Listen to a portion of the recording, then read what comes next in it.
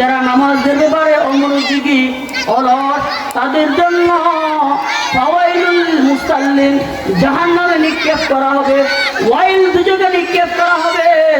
বাবারা আমার ভাইয়েরা, দুনিয়ার সাধারণ একটা মোমবাতির আগুনে আঙ্গুল দিলে সহ্য করা হয়, সম্ভব নাই। ও বাবা, পায়ে ধরে হাতে ধরে মা বাবা, জাহান্নামের আগুন এক সেকেন্ড সহ্য করতে পারবে না। বাবা, দুনিয়ার জমিনে ওই জাহান্নাম থেকে মুক্তি পাওয়ার জন্য তুমি আমি ইমান আমল মজবুত কইরা কবরে যাওয়া লাগবে। কবরে যাওয়ার পরেই তোমাকে সর্বপ্রথম যে প্রশ্ন করা হবে, মান দীনুকা মার রব্বুকা, তোমার ধর্ম কি? মান দীনুকা, তোমার দিন কি? মান নবিউকা, তোমার নবীকে? এই তিনটা প্রশ্ন আপনাকে করবে, আমাকে করবে। দুনিয়ার যত মানুষ আছে, এমপি মন্ত্রী যে যেখানেই হোক না কেন, এই মৃত্যুর করে যখন পড়বে, কবরে যখন রাখা হবে, ওই কবরের জগতেই সর্বপ্রথম যে মামলা, ওই মামলার তিনটা প্রশ্ন যদি আপনি দিতে পারেন, বাকি চারটি মামলা আল্লাহ তাআলা আপনার জন্য বিনা হিসাবে খালাস করে দিবেন। বাবার আমার ভাইরা, আজকে আমরা উদাসীন মন, আল্লাহ হাবিব রাহমাতুল্লিল আলামিনের একজন সাহাবী, যার নাম হলো আব্দুল্লাহ আনসারী রাদিয়াল্লাহু তাআলা আনহু।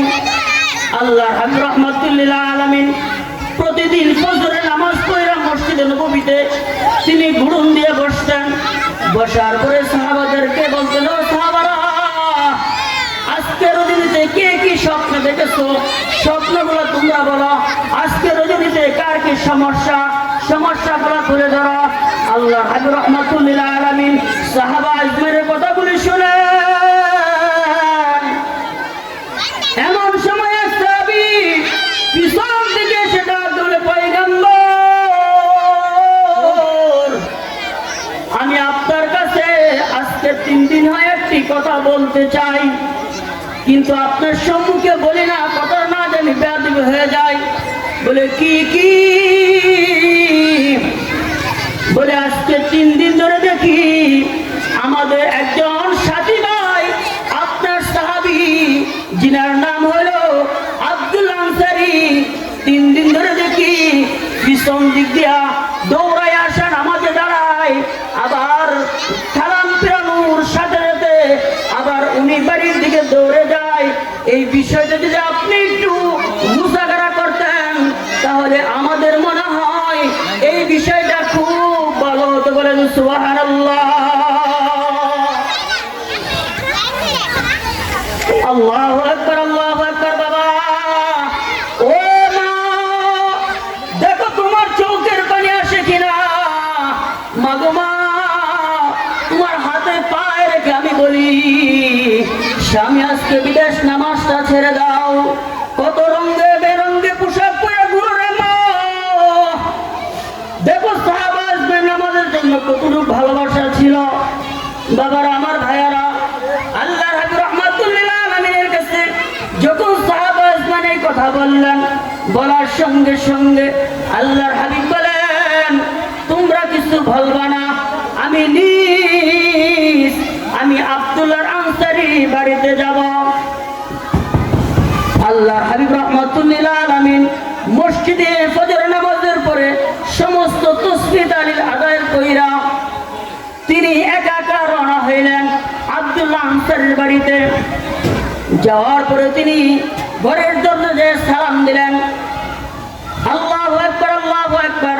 আল্লাহর হাবিব বলেন, কেউ যদি কারো বাড়িতে যান, যাওয়ার পূর্বে সালাম দেন, যদি সালাম সে উত্তর নয়, ওই বাড়িতে ওই ঘরে ঢোকার অনুমতি আছে। আজকে কি আমাদের সেই বিধান আছে? আজকে আমাদের বিধান কি? বৌমা কোথায়, দামিমা কোথায়, ঘরে আসছেন কিনা? আরে আমরা তো ইসলাম বুঝি না। ইসলাম শিক্ষা দিয়েছেন আসসালামু কাবলাল কালাম, কথার পূর্বে সালাম দাও। তুমি কারোর সাথে যাওয়ার জন্য কারো বাড়িতে প্রবেশ করবা, আগে সালাম দিয়ে ঢুকো। কেন ঢুকো? হয়তো ওই ঘরে বালেক মেয়ে থাকতে পারে, মা থাকতে পারে। অনেক সময় দেখা যায় মেয়েদের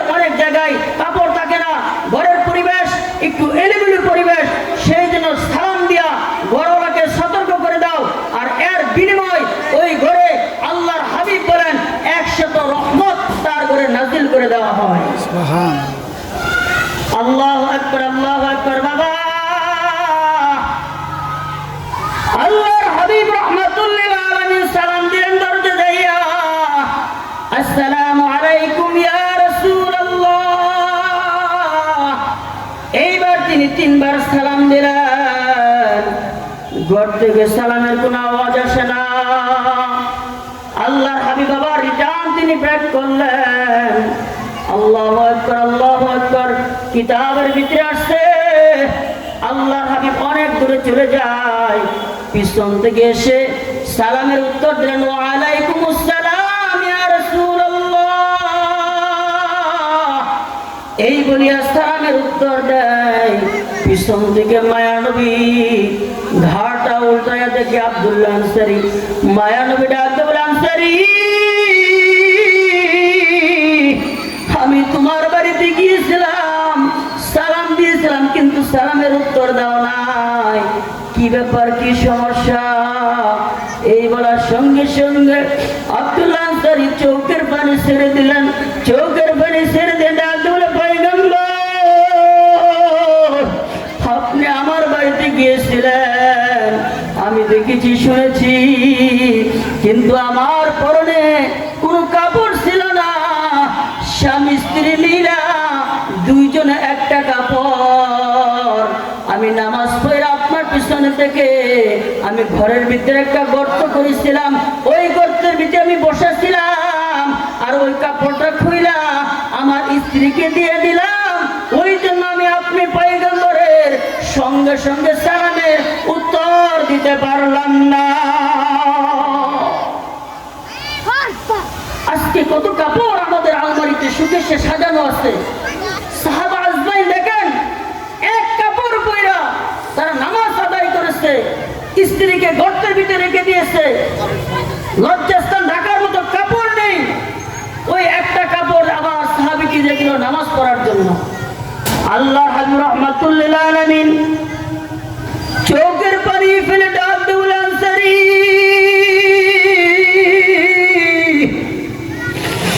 চলো চলো যায় দেখি তোমার ঘরের গর্তটা কেমন। আল্লাহর হাবিবকে নিয়ে যখন ঘরের ভিতরে প্রবেশ করলেন, আল্লাহু আকবার বাবা। মায়ার নবী রুমাল দিয়ে চক্ষুটা মুছতেছে, আর ঘরের ভিতরে প্রবেশ করে যাওয়ার পরে দেখে গভীরে আব্দুল্লাহ আনসারীর স্ত্রী এত গভীরে বসে আছে, শুধু মাথার তালুটুকু দেখা যায়, শরীরে আর কোনো অঙ্গ প্রত্যঙ্গ দেখা যায় না। মায়ার নবী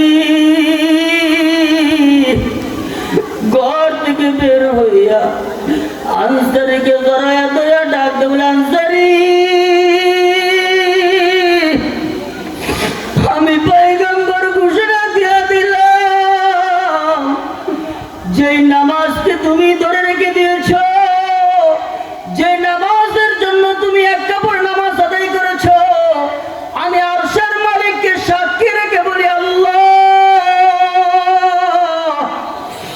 আমি আমার এই সাহাবীকে আমার হাতে ধইরা উপর দিকে উঠে ডাক দিলে, রব্বে কারীম, আমি পয়গম্বর ঘোষণা দিয়ে দিলাম, ওই সাহাবী দুনিয়া থেকে নামাজ আদায় করার জন্য কারণে জান্নাতের সার্টিফিকেট আমি পয়গম্বর তার জন্য ঘোষণা করে দিলাম। বাবার আমার, ভাইয়ের আমার, নামাজ পড়ো, রোজা করো, নামাজ পড়ো, রোজা করো, দিন পুরাইলে পারবি না। নামাজ তোমার আমার সঙ্গের সাথী, নামাজ তোমার আমার সঙ্গের সাথী, ওই অন্ধকার কবরের বাতি কটা ঠিক কিনা?